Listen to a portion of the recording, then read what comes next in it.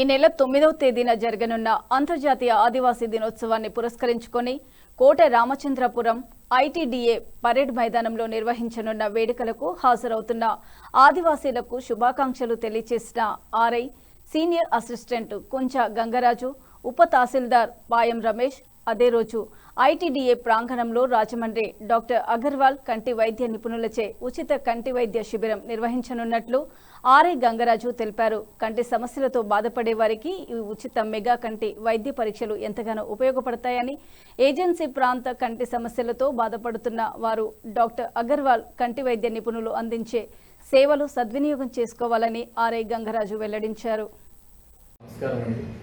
ఈ 9/8/26 తారీఖున ఐటీడీఏ కేర్పురం ముందు నిర్వహించబడు ప్రపంచ ఆదివాసీ దినోత్సవం సందర్భంగా నలుమూలల నుంచి హాజరు గిరిజన సోదరిమణులకు నా యొక్క శుభాకాంక్షలు తెలియజేస్తూ, ఆ రోజున డాక్టర్ అగర్వాల్ రాజమండ్రి కట్టి ఆసుపత్రి వారిచే గిరిజనులు ఎవరైతే కంటి చుట్టూ బాధపడుతున్నారో వారందరికీ కంటి పరీక్షలు చేయించడానికి కంటి శిబిరం ఏర్పాటు చేయడం జరిగింది.